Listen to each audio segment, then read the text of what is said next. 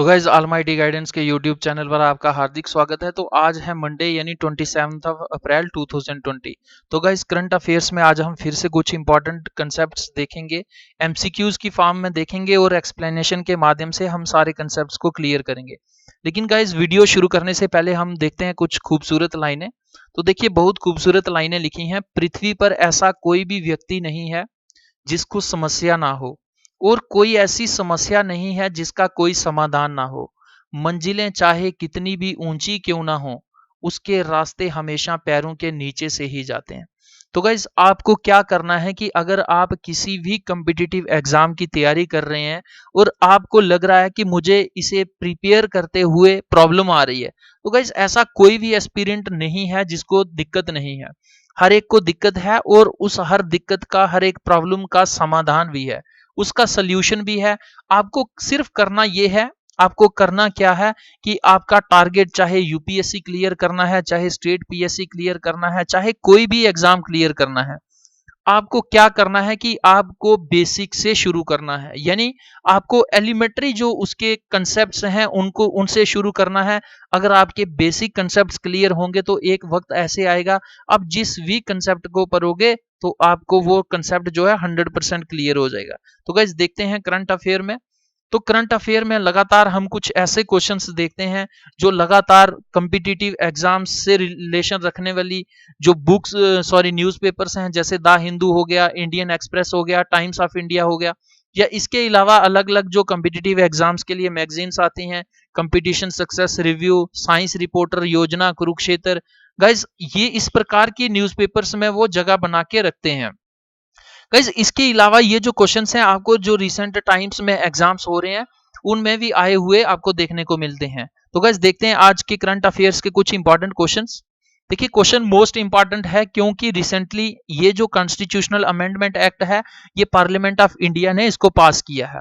तो क्या पूछा जा रहा है, the 104th constitutional amendment act sometimes seen in news is related to, कि ये जो 104 नंबर का संशोधन भारतीय संविधान में पास किया गया है ये किससे रिलेशन रखता है, इसने किस प्रकार का काम किया है।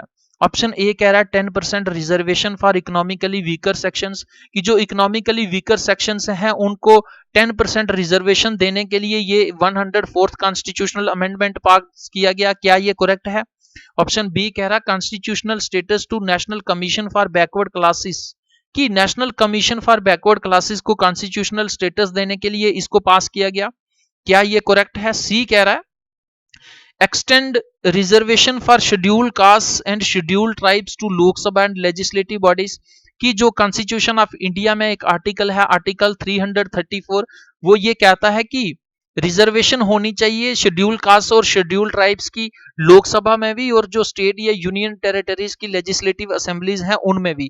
क्या उनमें जो रिजर्वेशन है उसको एक्सटेंड करने के लिए 104th कॉन्स्टिट्यूशनल अमेंडमेंट एक्ट पास किया गया? क्या abolition of legislative council in certain states, की कुछ राज्यों में लेजिस्लेटिव काउंसिल को, विधान परिषद को खत्म करने के लिए, एबॉलिश करने के लिए इसको पास किया गया? तो गाइस आपके पास ये चारों ऑप्शंस हैं, चारों ऑप्शंस में से आपको करेक्ट वाला ढूंढना है। तो कौन सा करेक्ट है ये देखते हैं।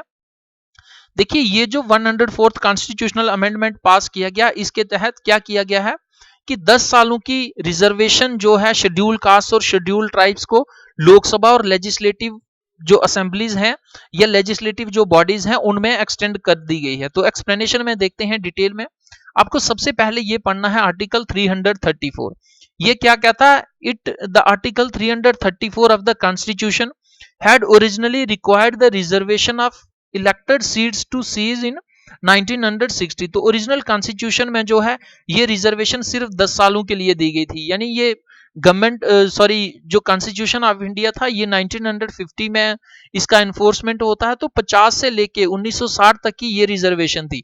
लेकिन ये लगातार रिजर्वेशन जो है हर एक डिकेड के बाद बढ़ती गई और ऐसे ही करते करते ये 2020 में आके 2030 तक के लिए इसको एक्सटेंड किया गया है। देखते हैं कंप्लीटली इसका क्या कंसेप्ट है। The 104th amendment of the constitution of India, officially known as the constitution 104th amendment act 2019, extends the deadline for the session for the reservation of seats for members from scheduled castes and scheduled tribes in the Lok Sabha and state legislative assemblies by a period of 10 years। कि जो reservation 2020 में seize हो जानी थी, जो 2010 की provide की हुई थी 10 सालों की, तो उसको और 10 सालों के लिए एक्सटेंड करने के लिए पार्लियामेंट ऑफ इंडिया ने 104th कॉन्स्टिट्यूशनल अमेंडमेंट एक्ट को पास किया है। The reservation of seats for the scheduled castes and scheduled tribes was set to expire on the 26th of January 2020। तो गाइज ये जो रिजर्वेशन थी 95th कॉन्स्टिट्यूशनल अमेंडमेंट एक्ट ने provide की हुई थी, ये कब एक्सपायर हो रही थी? तो 2020, यानी इससे अब आगे 26th ऑफ जनवरी 2030 तक के लिए ये रिजर्वेशन जो है शेड्यूल कास्ट और शेड्यूल ट्राइब्स के लिए प्रोवाइड कर दी गई है as mandated by the 95th amendment but was extended for another 10 years। Guys most important चीज है कि जब ये ओरिजिनल कॉन्स्टिट्यूशन में आर्टिकल डाला गया 334, तो शेड्यूल कास्ट, शेड्यूल ट्राइब्स और जो एंग्लो इंडियन कम्युनिटी थी उसके लिए 2 सीटों का प्रावधान था। लेकिन इस कॉन्स्टिट्यूशनल अमेंडमेंट एक्ट में शेड्यूल कास्ट और शेड्यूल ट्राइब्स को एक्सटेंशन प्रोवाइड की गई है, लेकिन एंग्लो इंडियन कम्युनिटी को रिजर्वेशन जो है उनकी सीज कर दी गई है। The amendment act does not, however, extend the period of reservation of the 2 Lok Sabha seats reserved for members of the Anglo-Indian community। कि जो 2 लोकसभा सीट्स थी जो रिजर्व थी किसके लिए? Anglo Indian community. ये एंग्लो इंडियन कम्युनिटी वो लोग हैं जैसे ही ब्रिटिशर्स इंडिया में आते हैं तो उनका परिवार यहीं पे एस्टेब्लिश हो जाता है, यानी या तो वो यहाँ पर मैरिजेस वगैरह कर लेते हैं, उनके जो आगे वंशज चलते हैं, बच्चे हैं। तो गाइस इस प्रकार की जो कम्युनिटी है जिसमें मेल या फीमेल साइड जो है एक इंडियन है और एक ब्रिटिशर्स हैं, उस कम्युनिटी को एंग्लो इंडियन कम्युनिटी कहा गया है। इसके लिए भी 10 सालों का प्रावधान अब तक रहा, लेकिन 2020 का जो कॉन्स्टिट्यूशनल ये 104th अमेंडमेंट एक्ट आया, इसमें इसको जो है रिजर्वेशन 10 सालों के लिए आगे नहीं बढ़ाई गई है, यानी ये जो रिजर्वेशन अब तक चली आ रही थी ये 2020 में तक खत्म हो गई है। तो गाइस देखते हैं नेक्स्ट क्वेश्चन। क्वेश्चन है in the global 20s first virtual summit, कि रिसेंटली जो है कोविड-19 के चलते हुए ये वीडियो कॉन्फ्रेंसिंग के थ्रू G20 कंट्रीज की सबमिट होती है, तो इसमें एक प्रकार का स्टिमुलस दिया गया कि वर्ल्ड इकोनॉमी जो लगातार लॉकडाउन के चलते बंद है तो उसमें ज्यादा नुकसान ना हो, उसको रिवाइव करने के लिए एक पैकेज दिया गया। वो पैकेज कितना है? तो क्या क्वेश्चन कह रहा है, in the G20's first virtual summit what is the stimulus package the member countries pledged to infuse into the global economy, कि ग्लोबल इकोनॉमी को फिर से पटरी पर लाने के लिए G20 कंट्रीज ने कितनी कंपेंसेशन के रूप में एक पैकेज दिया है? $1 ट्रिलियन, $3 ट्रिलियन, $5 ट्रिलियन, $10 ट्रिलियन। तो गाइस देखते हैं इसका आंसर। देखिए इसका आंसर है $5 trillion. The G20 nations have resolved to collectively inject $5 trillion into the global economy to combat the disruption caused by the coronavirus pandemic on economies worldwide। तो guys क्या है कि वर्ल्ड वाइड जो ये corona virus के चलते हर एक लगभग पूरी दुनिया लॉकडाउन में बंद है, तो जो इकोनॉमी को लॉस हो रहा है उसको वापस से रिवाइव करने के लिए जो है एक प्रकार की मदद प्रोवाइड की गई है ग्लोबल G20 कंट्रीज के थ्रू। तो ये कितनी मदद है? $5 ट्रिलियन की। तो गाइस देखते हैं नेक्स्ट क्वेश्चन। देखिए क्वेश्चन मोस्ट इंपॉर्टेंट है क्योंकि इसरो या DRDO या फिर साइंस एंड टेक्नोलॉजी की जिस प्रकार से ग्रोथ हो रही है गाइस, इनसे जुड़ा हुआ क्वेश्चन आपके लिए मोस्ट इंपॉर्टेंट है। लगातार साइंस एंड टेक का जो पार्ट है, या मैं बोलूं कि इसरो DRDO से रिलेटेड जो डेवलपमेंट्स काम हो रहे हैं उनकी वेटेज लगातार कॉम्पिटिटिव एग्जाम्स में उनके द्वारा क्वेश्चन पूछे जा रहे हैं, वेटेज बढ़ती जा रही है। आपके पास लो अर्थ ऑर्बिट के रिगार्डिंग आपके पास 4 स्टेटमेंट्स हैं। तो गाइस चारों को देख के आपने क्या बताना है? आपको इनकरेक्ट बताना है। ध्यान से देखिए, आपको इनकरेक्ट बताना है। तो क्वेश्चन क्या कह रहा है? Consider the following statements regarding low earth orbit. Statement first कह रही है it is an earth centred orbit with an altitude of 2000 kilometre और लेस, कि ये अर्थ सेंटर्ड ऑर्बिट है, यानी अर्थ को सेंटर में रख के ये उसके चारों ओर से एक प्रकार का सर्कल है, ऑर्बिट है। और ये ऑर्बिट की जो अल्टीट्यूड है, हाइट है, कितनी हो सकती है? मैक्सिमम 2000 किलोमीटर, यानी लगभग इसकी हाइट जो है 350 से लेके 300 किलोमीटर से 2000 किलोमीटर के बीच में है। क्या ये लो अर्थ ऑर्बिट, क्या ये स्टेटमेंट इसके LEO के रिगार्डिंग करेक्ट है? सेकेंड स्टेटमेंट कह रही है the international space station conducts operations in low earth orbit की जो इंटरनेशनल स्पेस स्टेशन एस्टेब्लिश्ड है वो जो ऑपरेशंस को कंडक्ट करता है वो सिर्फ और सिर्फ लो अर्थ ऑर्बिट में ही कंडक्ट करता। क्या ये करेक्ट है? थर्ड स्टेटमेंट पूछी जा रही है, major disadvantage of the low earth orbit is that it requires higher amount of energy for satellite placement, कि किसी भी सैटेलाइट को प्लेस करना हो अगर लो अर्थ ऑर्बिट में तो उसके लिए बहुत अधिक मात्रा में फ्यूल का कंजम्पशन होता है। तो ये इसका एक मेजर डिसएडवांटेज है। क्या ये करेक्ट है? फोर्थ स्टेटमेंट कह रही है spy satellites can not use low earth orbit, कि जो स्पाई सैटेलाइट्स जो जासूसी करने वाले या कॉन्फिडेंशियल सैटेलाइट्स होते हैं उनको लो अर्थ ऑर्बिट में प्लेस नहीं किया जाता। तो गाइस आपके पास ये चारों स्टेटमेंट्स हैं, आपको इनकरेक्ट बताना है। तो देखिए ऑप्शन ए कह रहा 1 एंड 2, बी कह रहा 1 2 एंड 3, सी कह रहा 3 एंड 4, डी कह रहा 2 3 एंड 4। तो गाइस देखते हैं इसका आंसर। देखिए ये जो थर्ड एंड फोर्थ स्टेटमेंट है ये गलत है, क्योंकि लो अर्थ ऑर्बिट में यानी धरती से ये सबसे नजदीक का ऑर्बिट है, और अगर नजदीकी यात्रा को कवर करना है तो क्या करना है, सैटेलाइट को प्लेस करने के लिए जो भी लॉन्च व्हीकल होगा वो कम फ्यूल को कंज्यूम करेगा। यानी धरती से अगर जियो सिंक्रोनस या सन सिंक्रोनस या पोलर पे जाना है तो वहां पर ज्यादा फ्यूल की कंजम्पशन होगी, बल्कि उसके कंपैरिजन में लो अर्थ ऑर्बिट में प्लेस करना है सैटेलाइट को तो जो लॉन्च व्हीकल होगा बहुत कम फ्यूल लेगा। उसके बाद spy satellites can not use low earth orbit. Guys जितने भी मैंने आपको एक वीडियो में बताया था कि धरती से जितना ऊपर ज्यादा दूर होता है सैटेलाइट उतनी उसकी कवरेज ज्यादा हो जाती है, और कवरेज ज्यादा होने के कारण क्या है कि दूसरे देश उसको हैक कर सकते हैं, उसको डिस्ट्रॉय कर सकते हैं। और ये जो स्पाई सैटेलाइट्स काफी कॉन्फिडेंशियल होते हैं, इनको लगभग अपनी कंट्री के जिस जगह पर पर्टिकुलर एरिया के ऊपर जरूरत होती है उसी के ऊपर प्लेस किया जाता है, यानी दूसरी कंट्री इसको ज्यादा कांटेक्ट ना कर पाए। तो गाइस ये दोनों स्टेटमेंट्स जो हैं ये इनकरेक्ट हैं, यानी थर्ड एंड फोर्थ हमारा आंसर है। एक्सप्लेनेशन में और क्लियर से देखते हैं। Low earth orbit refers to an altitude up to 2000 kilometre और लेस। तो लो अर्थ ऑर्बिट का अल्टीट्यूड कितना होता है? ज्यादा से ज्यादा 2000 किलोमीटर या इससे कम ही होगा। A satellite in the low earth orbit can monitor activities on the ground and water surfaces। तो गाइज आपको ये बात का ध्यान रखना है कि ये एक रूम के अंदर क्या हो रहा है उसको ये ऑब्जर्व नहीं करेगा, बल्कि जो विजिबल होगा चाहे वो ग्राउंड पे है वाटर के ऊपर है तो उन सब के ऊपर किस प्रकार की एक्टिविटीज है इस प्रकार की ऑब्जर्वेशन जो है वो सैटेलाइट्स करते हैं। कौन से? जो लो अर्थ ऑर्बिट में प्लेस्ड होते हैं। A low earth orbit requires the lowest amount of energy for satellite placement, कि किसी भी सैटेलाइट को अगर लो अर्थ ऑर्बिट में प्लेस करना है तो अदर सैटेलाइट्स के ऑर्बिट्स के कंपैरिजन में इस ऑर्बिट में प्लेसमेंट के लिए बहुत कम फ्यूल जो है वो लगता है। It provides high bandwidth and low communication latency. तो गाइस लेटेंसी के रिगार्डिंग भी मैंने आपको बताया हुआ कि लेटेंसी क्या होती है, कि अगर आप यहां धरती से सैटेलाइट को रिक्वेस्ट भेज रहे हो और उसका वापस रिप्लाई आ रहा है, कितना ये टाइम लग रहा है, इसको लेटेंसी कहते हैं। तो जितना सैटेलाइट धरती के पास होगा उतनी उसकी लेटेंसी भी कम होगी। Satellites and space stations in low earth orbit are more accessible for crew and servicing.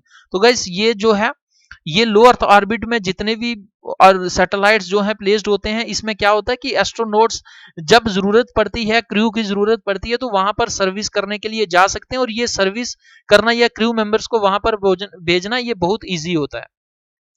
Earth observation satellites and spy satellites use low earth orbit as they are able to see the surface of the earth clearly by being close to it। तो guys सीधे example के तौर पर देखते हैं कि आपके पास mobile phone होगा, मोबाइल फोन से अगर आप कैमरा यूज करते हैं तो जितने पास की इमेज खींचेंगे आप क्लिक करेंगे तो गाइस इतनी वो क्लियर आएगी, यानी आप जितना दूर का देखेंगे या जूम करेंगे तो उसमें वो इमेज क्लियर नहीं आएगी। यही सैटेलाइट्स के साथ भी है कि जो सैटेलाइट जितनी धरती के पास होगी उतना क्लियर पिक्चर भेजेगी। तो यही कारण है जो कॉन्फिडेंशियल या स्पाई सैटेलाइट्स हैं वो मैक्सिमम लो अर्थ ऑर्बिट में ही प्लेस्ड हैं। The International Space Station is in a low Earth orbit about 330 km to 420 km above Earth's surface। तो ये जो इंटरनेशनल स्पेस स्टेशन है इसकी एस्टेब्लिशमेंट कहाँ पे है? ये गाइस बहुत ध्यान देने वाला क्वेश्चन है। ये इंटरनेशनल स्पेस स्टेशन धरती पर नहीं है, ये धरती से लगभग 330 किलोमीटर से लेके 420 किलोमीटर के बीच में है। यानी इंटरनेशनल स्पेस स्टेशन में कुछ चुनिंदा कंट्रीज आती हैं जैसे चाइना हो गया, रशिया हो गया, यूएस हो गया, इन्होंने जो है अपने इंटरनेशनल स्पेस स्टेशन को स्पेस में लो अर्थ ऑर्बिट में एस्टेब्लिश कर लिया हुआ है। अभी रिसेंटली चंद्रयान के बाद एक न्यूज जो है ऑफिशियली इसरो की तरफ से भी निकल के आई कि लगभग 2028 के पास इंडिया का अपना इंटरनेशनल स्पेस स्टेशन धरती से 380 किलोमीटर ऊपर अल्टीट्यूड पर लो अर्थ ऑर्बिट में इंडिया जो है अपना इंटरनेशनल स्पेस स्टेशन को एस्टेब्लिश कर लेगी। तो गाइस देखते हैं नेक्स्ट क्वेश्चन। देखिए क्वेश्चन मोस्ट इंपॉर्टेंट है क्योंकि जितने भी फ्रीडम फाइटर्स हैं उनके रिगार्डिंग आपको हर एक चीज तैयार रखनी है। तो क्वेश्चन पूछा रहा है which of the following were the literary works by doctor Bhimrao Ambedkar की भीमराव अंबेडकर जी एक अच्छे राइटर भी थे, तो कौन कौन सी किताबें लिखी हुई हैं इनमें से उन्होंने? Annihilation of caste, the Buddha and his Dhamma, India of my dreams, वशिष्ठकृत भारत। तो गाइस ये चारों बुक्स हैं, चारों में से आपको बताना है कि भीमराव अंबेडकर जी ने कौन सी लिखी हुई है।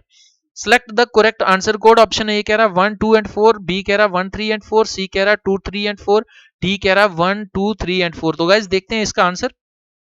देखिए इसका आंसर है 1 2 एंड 4, यानी ये जो बुक है इंडिया ऑफ माय ड्रीम्स, इसको महात्मा गांधी जी ने लिखा हुआ है, इसको बी आर अम्बेडकर जी ने नहीं लिखा हुआ। तो गाइस एक्स्ट्रा इन्फॉर्मेशन के लिए मैं आपको बता दूं कि आपको क्या करना है कि जितने भी फ्रीडम स्ट्रगल्स हैं, चाहे वो महात्मा गांधी जी हैं, चाहे पंडित जवाहरलाल नेहरू जी हैं, अंबेडकर जी हैं, लाला लाजपत राय जी हैं, बाल गंगाधर तिलक जी हैं, जो भी हैं, बिपिन चंद्र पाल जी हैं, इनके इंपॉर्टेंट वर्क्स आपको तैयार करने हैं, क्योंकि आपको लगभग हर एक एग्जाम में एक बुक और एक ऑथर आपको मिलेगा कि या तो ये पूछा जाएगा कि ये बुक जो है कौन से ऑथर ने लिखी है, या इस ऑथर ने इनमें से कौन सी बुक को लिखा हुआ। तो गाइस आपको क्या करना है कि ये जो इंपॉर्टेंट फ्रीडम स्ट्रगल के हीरोज हैं, आपको इनके वर्क्स भी याद रखने हैं। तो गाइस देखते हैं नेक्स्ट क्वेश्चन। देखिए क्वेश्चन मोस्ट इंपॉर्टेंट है क्योंकि ये क्वेश्चन इंटरनेशनल रिलेशन से जुड़ा हुआ है। तो मैं एक्सप्लेनेशन में बताता हूं आपको कि क्यों ये इंपॉर्टेंट है। Consider the following statements regarding state of हार्मोज। तो गाइस स्टेट क्या होती है? स्टेट होती है एक प्रकार की नेचुरल कैनाल। यहां पर भी लैंड है, यहां पर भी लैंड है, और यहां पर वाटर है, यहां पर वाटर है, तो इन दोनों वाटर्स को कनेक्ट करता है एक नेचुरल कैनाल, उसको क्या कहते हैं? Straight of हार्मोज। तो रिसेंटली ईरान और यूएसए के बीच में जब टेंशन होती हैं 1-2 महीने लगभग पहले, तो ये स्टेट ऑफ हार्मोज काफी ज्यादा न्यूज में थी। तो स्टेट ऑफ हार्मोज के रिगार्डिंग आपके पास 3 स्टेटमेंट्स हैं, तीनों में से आपको करेक्ट बताना है। स्टेटमेंट फर्स्ट कह रही है state of हार्मोज is a state between the Persian gulf and the gulf of Oman, कि ये जो स्टेट ऑफ हार्मोज है नेचुरल कैनाल है, ये पर्शियन गल्फ और गल्फ ऑफ ओमान के बीच में है। सेकेंड स्टेटमेंट कह रही है it provides the only sea passage from the Persian gulf to the open ocean, कि अगर पर्शियन गल्फ से ओपन ओशन में जाना हो, गल्फ ऑफ ओमान में जाना हो, या कहीं पर भी इंडियन ओशन में पहुंचना हो, तो सिर्फ एक यही स्टेट ऑफ हार्मोज ही रास्ता है, इसके अलावा और कोई नेचुरल कैनाल नहीं है, नेचुरल स्टेट नहीं है। स्टेटमेंट थर्ड कह रही है it lies between Iran and Saudi Arabia, कि ये जो स्टेट ऑफ हार्मोज है ये ईरान और सऊदी अरबिया के बीच में पड़ती है। क्या ये तीनों स्टेटमेंट्स करेक्ट हैं स्टेट ऑफ हार्मोज के रिगार्डिंग? आपको करेक्ट बताना है। ऑप्शन ए कह रहा 1 एंड 2, बी कह रहा 2 एंड 3, सी कह रहा 1 एंड 3, डी कह रहा 1 2 एंड 3। तो गाइस देखते हैं इसका आंसर।